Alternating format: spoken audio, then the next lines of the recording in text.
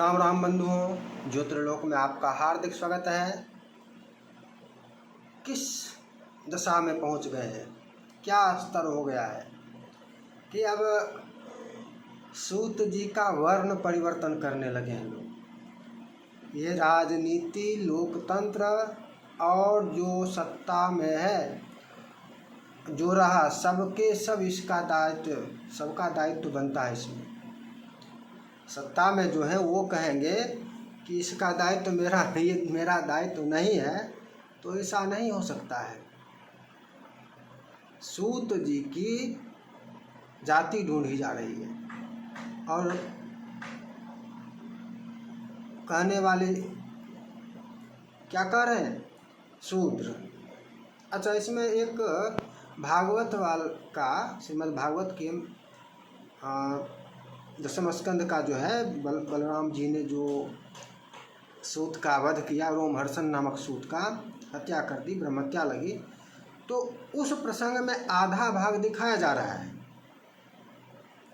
वो विरोधियों द्वारा, जो शूद्र बता रहे हैं वो उन लोगों द्वारा आधा भाग दिखाया जा रहा है कि देखो बलराम जी ने क्या कहा था, और उसके पश्चात अगला भाग जो है इसको छुपाया जा रहा है। कितने बड़े, ऐसे लोगों को दंडित करना चाहिए, ऐसे लोगों को दंडित करना चाहिए, और ये सरकार का ही काम है। कुछ भी आधा बता कर और शेष छुपा कर तुम बता दोगे, कह दोगे कि ये इससे ये था। धर्मशास्त्र के विषय में अफवाह फैलाओगे, सूत को शूद्र बता दोगे, और तो और निंदनीय तो काशी विद्वत परिषद है, इसका कुकर्म है। ये कुकर्म कैसे व्यक्ति हैं इस विद्वत परिषद में, कैसे लोग बैठे हैं? ये निश्चित रूप से वो प्रोफेसर सब होंगे जो वेतन भोगी हैं, जो सरकार पर निर्भर है, सरकार से जिनकी आजीविका चलती है, वो प्रोफेसर लोग विद्वत परिषद में होंगे। अयोग्य हैं ये लोग। विद्वत परिषद में विद्वान होना चाहिए, सरकार का नौकर नहीं। सरकार के नौकरों का दूसरी काशी विद्वत परिषद दूसरी बनाई जाए, इसको या तो भंग करे और इसमें स्वतंत्र विद्वान को रखे जो सरकारी सेवक रहा ही ना हो, सरकारी सेवक रहा कभी रहे ही ना हो, ऐसे लोगों को, ये प्रोफेसर प्रिंसिपल कुछ भी रहा हो, ऐसे लोगों को विद्वत परिषद का अंग बनाना ही नहीं चाहिए। और ये आगे जब हम उसी प्रकरण पर भागवत में जो ब्रह्महत्या वाली बात है बलराम जी को, वहाँ पर पहुँचेंगे तो स्पष्ट हो जाएगा क्यों नहीं रहना चाहिए। इस सूत जी की जाति प्रकरण में, अच्छा, वर्ण जाति, वर्ण 4 ही हैं, जातियाँ अनेकों हैं, लेकिन जाति कहें तो वर्ण भी जाति संज्ञक हो जाती है। ऐसा नहीं कि वर्ण को जाति नहीं कह सकते। योनि, वर्ण, योनि, जाति इत्यादि कहने से वर्ण, जितनी जातियां हैं उतने वर्ण नहीं है, लेकिन जातियों को ये मुख्य जो 4 हैं, तो उसमें से यदि ब्राह्मण जाति कहलाती है तो ब्राह्मण वर्ण भी है, क्षत्रिय जाति कहलाए तो क्षत्रिय वर्ण भी है। सूत जी सबसे पहली बात अयोनिज थे। वर्ण की प्राप्ति, वर्ण की सिद्धि तो तब होगी जब जन्म हो। चारों वर्ण में से कौन सा वर्ण था, इसकी सिद्धि ही तब होगी जब जन्म हो। कहाँ से? योनि से। उसके अनुसार वर्ण जाति का निर्धारण होगा। अयोनिज के लिए वर्ण जाति का निर्धारण हो ही नहीं सकता। अब कहिएगा कि भगवान कृष्ण, भगवान राम, ये सभी तो अवतार भी तो अयोनिज ही होता है, वो दिखाने के लिए जो, हाँ, लेकिन उसके पश्चात सारा, जैसे कर्ण का सूत पुत्र, सूत के रूप में हो गया ना, पालन पोषण करने वाले के नाम पर, तो अयोनिज होते हुए भी वहाँ पर उस काल में किसी को ज्ञान नहीं होता है कि ये अयोनिज हैं। कुछ काल के लिए माता को दर्शन भी यदि दे दिए, चाहे कौशल्या हो या देवकी हो, तो भी फिर उस ज्ञान को कि मैं भगवान विष्णु हूँ, इस ज्ञान को फिर से योग माया के बल से मिटा देते हैं। फिर यह किसी को वहाँ पर ज्ञात ही नहीं कि ये अयोनिज है। तो वहाँ पर वर्ण के अनुसार व्यवस्था होती है, पालन कर्ता, जन्मदाता इत्यादि के अनुसार। किंतु जहाँ पर स्वतः सिद्ध हो कि पूर्ण रूपेण अयोनिज हैं, अग्नि से प्रकट हो गए,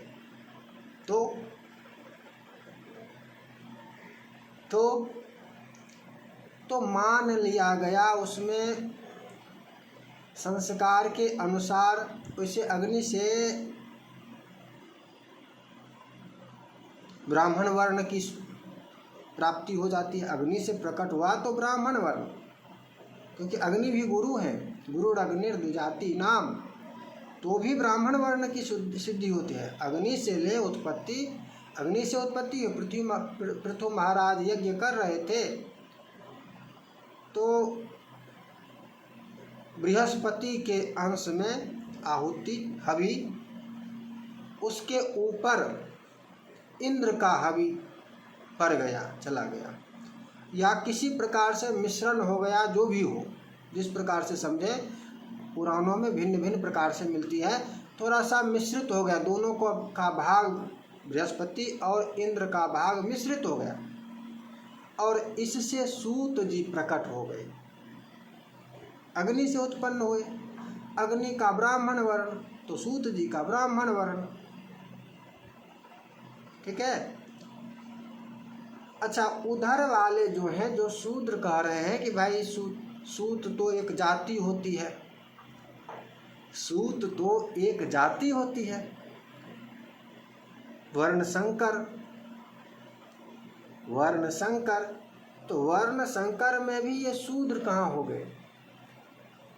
वर्ण संकर में भी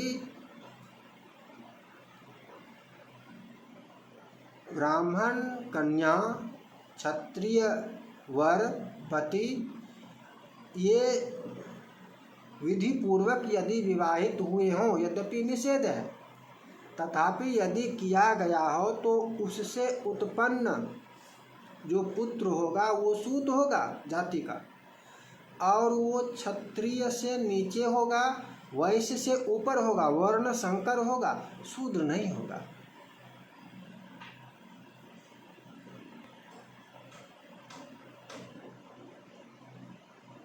अथवा दूसरा जो प्रकार है कि विधि पूर्वक विवाहित नहीं हुए, संस्कार आदि नहीं रहे, तो शूद्र तुल्य होगा, शूद्रवत होगा, शूद्र नहीं होगा, सूत पृथक रहेगा। फिर भी जैसे ब्राह्मण बालक भी ये जो होता है, जन्मना जायते शूद्र, सभी जन्म से शूद्र ही होते हैं, तो इसमें है कि ब्राह्मण बालक शूद्रवत धर्म में, धर्माचरण में शूद्रवत व्यवहार, वेद में अनधिकार, ये नहीं कि भाई वो शूद्र ही है, व्यवहार मात्र के लिए शूद्रवत, जन्मना जायते शूद्र, अन्य वर्णों में इस प्रकार से इसकी है।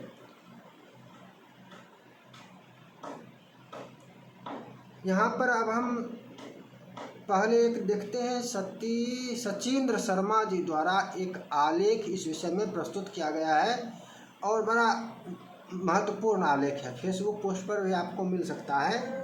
यहाँ पर ये कह रहे हैं कि सूत जी के बारे में कि भविष्य पुराण में एक वचन है, सत्यम ब्राह्मण वदोपायम नराणाम कीर्तिकारकम। सौनकादि ऋषि सूत जी को कहते हैं, सत्यम ब्राह्मण वदोपायम। सत्यम ब्राह्मण किनको कह रहे हैं? सूत जी को कह रहे हैं। तो क्या सौनक जी को ज्ञात नहीं था सूत जी ब्राह्मण नहीं है? ज्ञात नहीं था? ज्ञात था तभी तो कह रहे थे ब्राह्मण, ऐसे कह दिए। इसी प्रकार महाभारत में भी है, देवतानंतरम विप्रान तपः सिद्धांत तपोधिकान कीर्तितान कीर्तयिष्यामि सर्व पाप विमोचनान। यहाँ भी लोमहर्षण जी को काश्यप व्यास आदि के साथ ब्राह्मण कहा गया। व्यास की भी पुष्टि यहीं पर हो गई, व्यास की चर्चा अलग करेंगे। इसी प्रकार से फिर कूर्म पुराण में त्वया सूत महाबुद्धे भगवान ब्रह्मवित्तमः इतिहास पुराणार्थम व्यासः संन्यगुपासितः। तो यहाँ पर तो ब्राह्मण सर्वत्र प्रयुक्त हो रहा है, सर्वत्र कहा जा रहा है ब्राह्मण। शौनक जी कह रहे हैं ब्राह्मण ब्रह्म इत्यादि। इस प्रकार से ब्रह्मवित्तमः, ब्राह्मणों में उत्तम, ब्रह्म को जानने वाले। तो इनको ज्ञात नहीं था क्या? ज्ञात था तभी तो कह रहे थे, ऐसे थोड़े न कह रहे थे। अच्छा, शिव पुराण की विद्येश्वर संहिता में भी है, सूत सूत महाभाग व्यास शिष्य नमोस्तुते तदेव व्यासत्व ब्रूहि भस्म महात्म्यमुत्तमम्। भस्म महात्म्य प्रसंग में ऋषि, सभी ऋषिगण इनको कहते हैं व्यास शिष्य नमोस्तुते, नमस्कार कर रहे हैं, प्रणाम कर रहे हैं व्यास शिष्य कहकर। तो प्रणाम करने का भी है। यदि ब्राह्मण वो नहीं होते तो ये प्रणाम नहीं करते, नमोस्तुते नहीं होता। इससे भी सिद्ध होता है कि वो ब्राह्मण ही थे। आगे अब जो है एक अग्नि पुराण का भी प्रसंग आता है कि यहाँ पर ब्राह्मणः पौष करे यज्ञे सूत्याहे वितते सति पृखदाज्यात् समुत्पन्नः सूतः पौराणिको द्विजः वक्ता वेदादिशास्त्राणां त्रिकालामलधर्मवित्। यहाँ पर भी आया है, ब्रह्मा जी पुष्कर यज्ञ में सोमरस निकालने के दिन पौराणिक सूत जी उत्पन्न हो गए। ब्राह्मण पौष करे यज्ञे सूत्याहे वितते सति पृखदाज्यात् समुत्पन्नः सूतः। कैसे? पौराणिको द्विजः, पौराणिक द्विज। यहाँ पर तो सिद्धि हो रही है। वक्ता वेदादि शास्त्राणाम त्रिकालामलधर्मवित्, निर्मल, बिल्कुल निर्मल। दूसरे स्थान से भी यदि इनका, ये रोमहर्षण है, ध्यान रखिएगा, ये जो उत्पत्ति है ये रोमहर्षण की है। रोमहर्षण या लोमहर्षण भी नाम कहा जाता है। इसमें रोमहर्षण का तात्पर्य है कि जो भगवद कथा सुनकर जिनके रोम हर्षित हो जाते हों, या जिनकी कथा जो कथा कर रहे हों उनकी कथा सुनने वाले का रोम हर्षित हो जाता हो, रोम रोम खड़ा हो जाता हो, हर्षित हो जाता हो, उसका नाम रोमहर्षण। इतनी सुंदर कथा कहने वाले या इतने उत्तम श्रोता। तो ये रोमहर्षण सूत के उत्पन्न होने का प्रमाण है। प्रमाण इस प्रकार से अनेक हैं। अब प्रमाणों में ही भटकते रहें तो ये बड़ा कोई ऐसा नहीं है कि प्रमाण को ही अब यहाँ पर ये है, यहाँ पर बहुत सारे प्रमाण हैं, बहुत सिद्ध तो उनको करना चाहिए ना जो शूद्र कह रहे हैं। और ये काशी विद्वत परिषद को इसमें प्रमाण प्रस्तुत करना चाहिए कि शूद्र कैसे थे, ब्राह्मणेतर कैसे थे। शूद्र नहीं थे, इसमें ब्राह्मणेतर का है, तो ब्राह्मणेतर कैसे थे, सब प्रमाण। और देखिए इस प्रकार से यदि विद्वान भी इतना विपरीत व्यवहार करने लगे, अधिकृत रूप से जिसकी मान्यता हो वो भी इतना कि हम प्रमाण नहीं देंगे, हम कुछ भी कह देंगे। ये तो साफ साफ दिख रहा है कि षड्यंत्र कुछ हो रहा है। यहाँ पर जो लोग बैठे हैं वो लोग उसमें उपस्थित होने के योग्य नहीं है, अयोग्य हैं। चाहे उन्होंने किसी भय से किया हो ऐसा निर्णय या प्रलोभन में किया हो,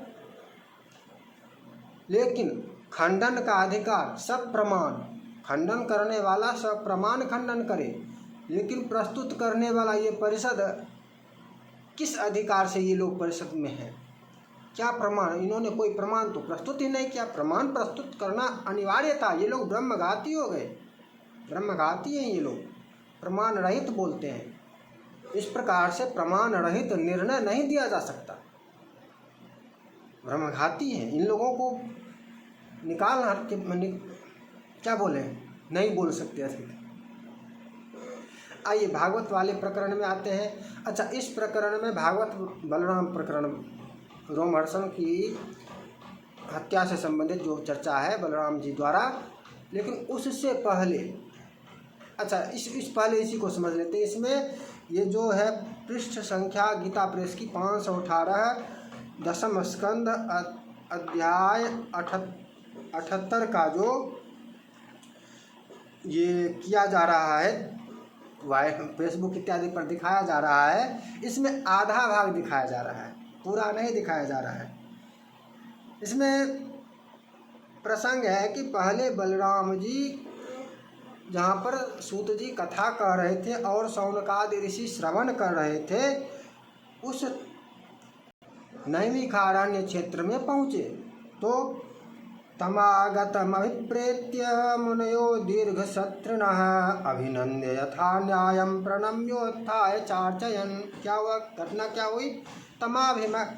तमागतमभिप्रेत्य, उनको देखकर सभी, अब यहाँ पर देखिए अतिथि का भी सत्कार होना होता है और राजा हो, सभी की उनमें ऋषिगण समझते हैं ये अवतार हैं, तो यथा योग्य स्वागत सत्कार आदि अर्चना आदि हुआ यथा योग्य। यहाँ पर इसका ध्यान रखिएगा।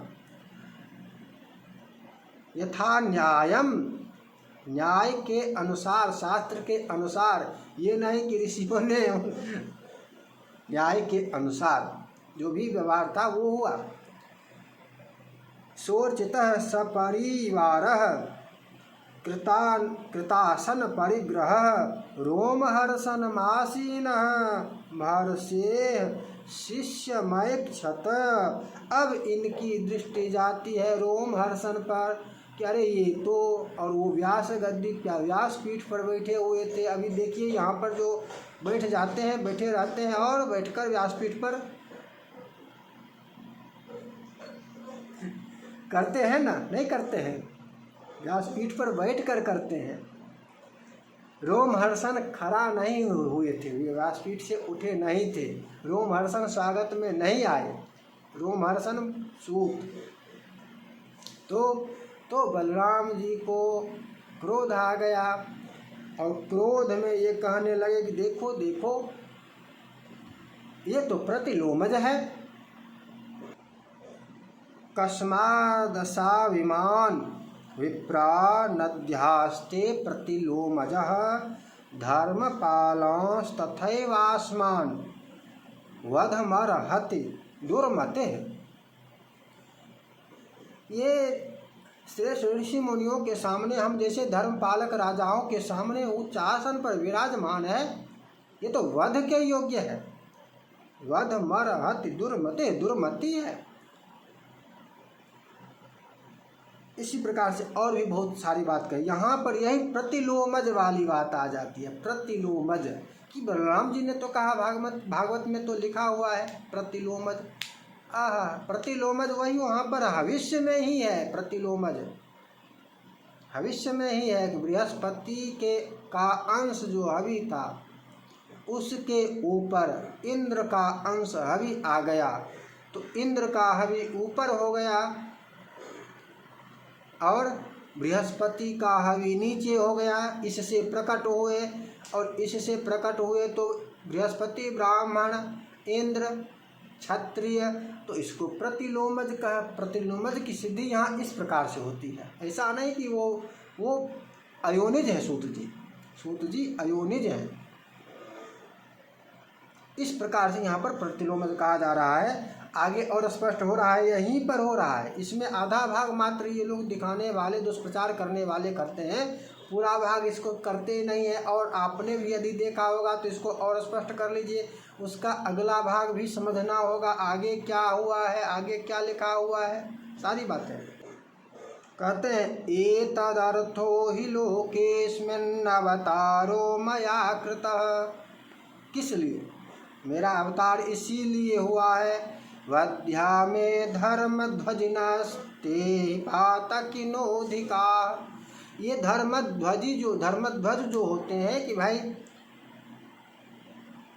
अभी बहुत सारे हैं,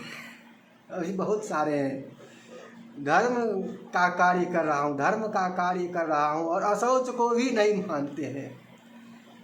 सनातन एक हो जाओ, वेद पढ़ा, कुरान पढ़ा, ये पढ़ा, वो पढ़ा, मैं जानता हूँ उन्हें तो वेदी, एक द्विवेदी, त्रिवेदी, चतुर्वेदी, और शास्त्र को ही अस्वीकार कर देते हैं। सब कुछ नहीं है, सब हिंदू एक हो जाओ, जातियों को मिटा डालो। जाति तुमने बनाई है, जो भी मिटाने की बात कर रहे हैं, जाति व्यवस्था भंग करो, जाति व्यवस्था समाप्त करो, तो जाति तुमने बनाई है, जो तुम समाप्त करोगे। तुम्हारी कृति हो, तुम्हारी बनाई हुई हो, तब तो तुमको समाप्त करने का अधिकार है ना। ऐसे समाप्त करने का अधिकार ही नहीं है। पुत्र को यदि कोई जन्म देता है तो पुत्र को भी मारने का अधिकार, वो पुत्र के भी वध का अधिकार नहीं मिलता है। आत्महत्या का भी किसी को अधिकार नहीं होता है। पुत्र के ऊपर आज्ञा करने का, बेचने का अधिकार होता है, दान करने का अधिकार होता है। हाँ, इतना अधिकार होता है, दान करने का अधिकार होता है, बेचने का भी अधिकार होता है।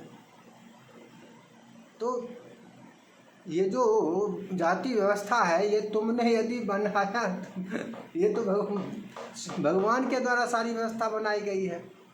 तुम कौन हो इसको मिटाने वाले? इसी श्रेणी में आते हैं धर्मध्वज। और भगवान बलराम कहते कि मेरा तो अवतार ही ऐसे लोगों को का वध करने के लिए हुआ हूँ, मैंने तो अवतार इसीलिए लिया ही है। लोग रोकते हैं कि नहीं, और शस्त्र धारण, तीर्थ यात्रा प्रकरण में शस्त्र धारण से रहित थे, शस्त्र से वध इत्यादि नहीं कर सकते थे। तो कुशा को अभिमंत्रित करके कुशा से सूत जी का वध कर दिया, सूत जी की हत्या हो गई। आगे हाहाकार, ऋषि मुनि हाहाकार करने लगे, ये क्या कर दिया, ये तो इनको तो मैंने यहाँ पर बिठाया था, आपको तो ब्रह्म हत्या लग गई, आपने तो ब्रह्म हत्या कर दिया। अजानतैवाचरितस्त्वया ब्रह्मवधो यथा, ब्रह्मवध ब्रह्म हत्या। ध्यान रखिए, ब्रह्म हत्या, फिर ब्रह्म हत्या भी तो यहाँ पर शूद्र कहाँ लिखा है? यदि शूद्र होते या सूत होते तो ब्रह्म हत्या कैसे होगी, ब्रह्म हत्या कैसे लगेगी? ब्रह्म हत्या तो यहाँ पर है, ब्रह्म हत्या होना है, हो रहा है। तो इसका तात्पर्य है कि सूत जी ब्राह्मण थे। अब इसका खंडन करो, ब्राह्मणेतर नहीं थे, ब्राह्मण थे। यद्ये तद ब्रह्म हत्याया पावनम लोक पावन चरिष्यति भवान लोक संग्रहो नन्यचोदित। ये लोग कहते हैं ऋषि मुनि की ब्रह्म हत्या तो आपको लग गई, और आप दिव्य हैं, लोक शिक्षा के लिए स्वयं ही जो ब्रह्म हत्या का निवारण करें, ब्रह्म हत्या दोष का परिमार्जन करें, इसके लिए प्रायश्चित्त करें स्वयं ही। मतलब ये क्या कह रहे हैं कि ये कह रहे हैं कि मैं प्रायश्चित्त नहीं दूर देने वाला हूँ, हम लोग कोई आपको देगा नहीं, मतलब आपके ऊपर कोई शासन करने के लिए तैयार नहीं है। क्यों? क्योंकि हम आपको मानते हैं कि आप तो स्वयं भगवान हैं, अवतार हैं, तो हम आपको तो प्रायश्चित्त का लेप ही नहीं होगा, पाप आपको लगेगा ही नहीं, और लगेगा भी तो फिर आपके लिए इसका कुछ है ही नहीं। तो फिर भी लोक शिक्षा के लिए आप स्वयं ही इसका प्रायश्चित्त करें, ऐसा करें। किसका प्रायश्चित्त? ब्रह्म हत्या का प्रायश्चित्त। ब्रह्म हत्या कैसे? यदि सूत थे तो ब्रह्म हत्या कैसे?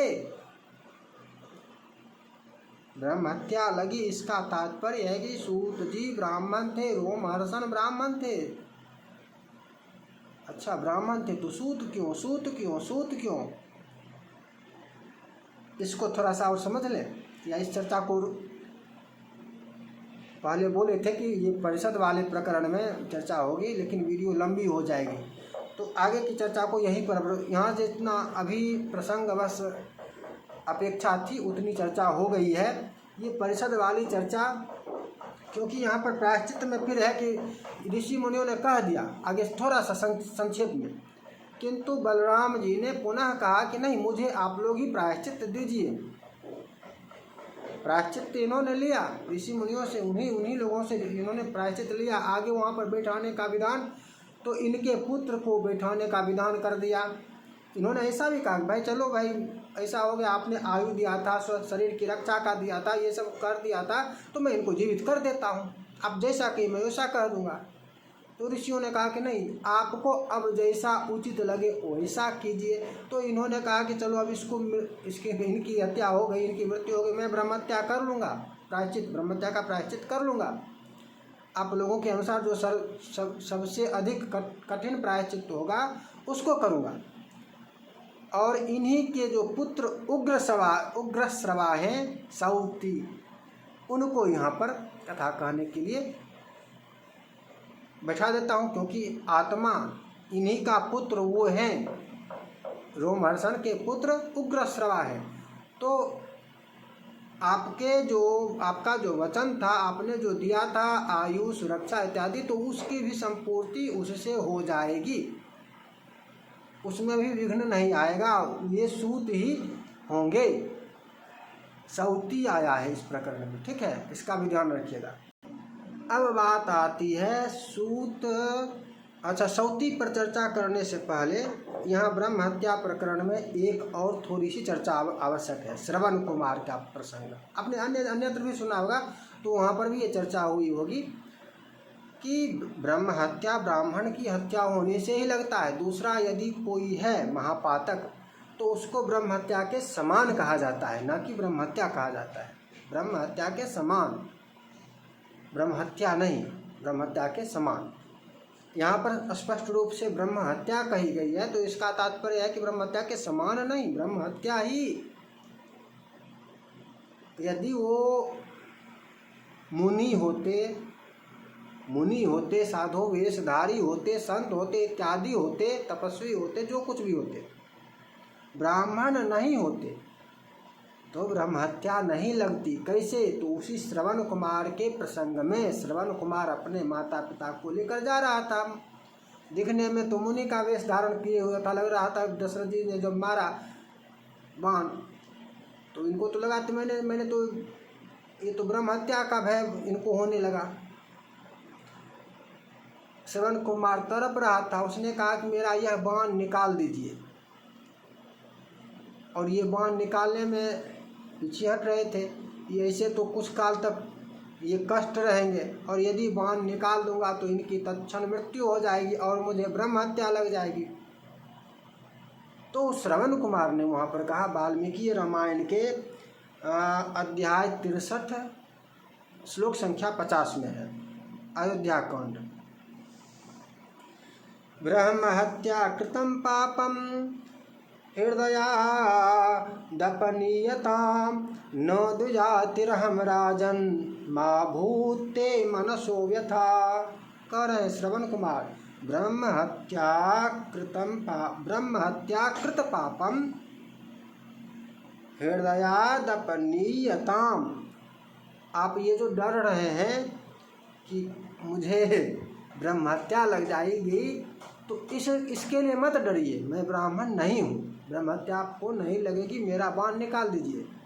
और आगे का प्रकरण वहाँ पर स्पष्ट है, तो पूरी चर्चा की आवश्यकता यहाँ पर नहीं है कि आगे क्या इस प्रकरण में क्या क्या इसे।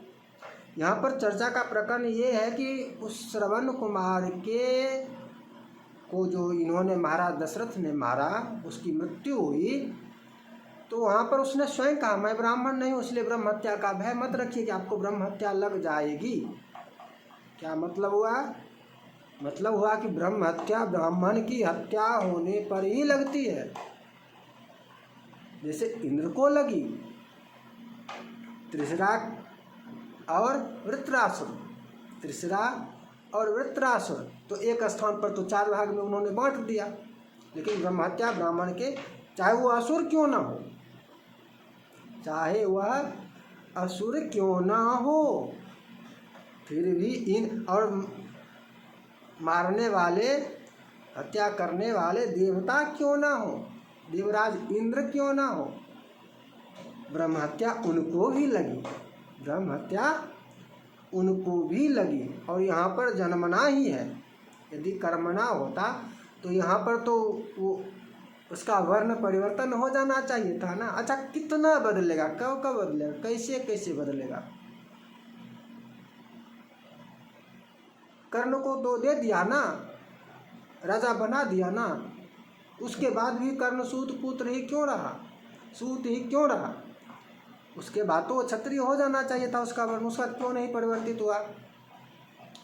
भगवान कृष्ण सारथी बने, इनका वर्ण क्यों नहीं परिवर्तित हुआ? होना चाहिए था ना। अज्ञातवास में पांडव भी अनेकों कर्म में लगे, कर्म से वर्ण है तो वर्ण तो परिवर्तन हो जाना चाहिए था। अच्छा, तुरंत फिर इधर जाएंगे, तुरंत फिर मतलब हर दिन बदल सकते हैं, दिन में 4 बार भी बदल सकते हैं। अरे ऐसा वर्ण परिवर्तन वर्ण जन्म से ही होता है, कर्म से नहीं। इस पर बहुत चर्चा हम कर चुके हैं। तो अब यहाँ पर आगे क्या है? आगे है कि ये जो उग्रश्रवा हैं, रोमहर्षण सूत के पुत्र। तो आप ध्यान दीजिएगा, कर्ण के लिए कभी भी सौती का प्रयोग हुआ है कहीं पर? सूत पुत्र कहा गया है, जहाँ कहीं भी कहा गया है सूत पुत्र कहा गया है। और उग्रश्रवा के लिए क्या कहा गया जानते हैं? सौती। सौती इनको कहा गया है। कहाँ कहाँ पर? प्रमाण देखना है। महाभारत के प्रथम अध्याय में ही 5वां श्लोक, आदि पर्व का प्रथम अध्याय 5वां श्लोक। रोमहर्षण पुत्र उग्रश्रवा सौति पौराणिको नैमिषारण्ये शौनकस्य कुलपतिर्द्वादश वार्षिके सत्रे।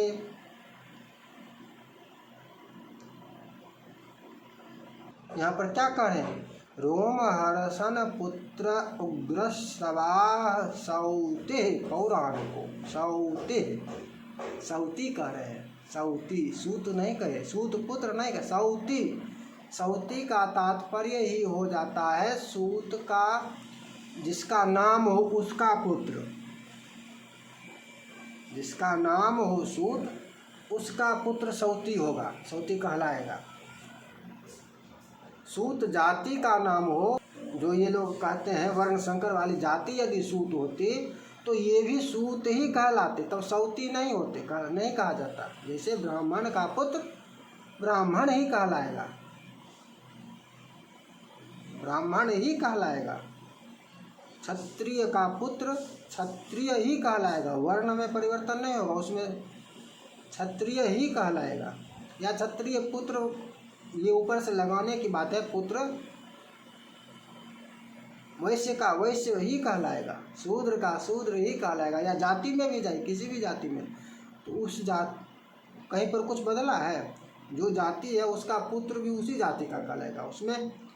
तो ये यदि इनकी जाति थी सूत, रोमहर्षण की यदि सूत जाति थी,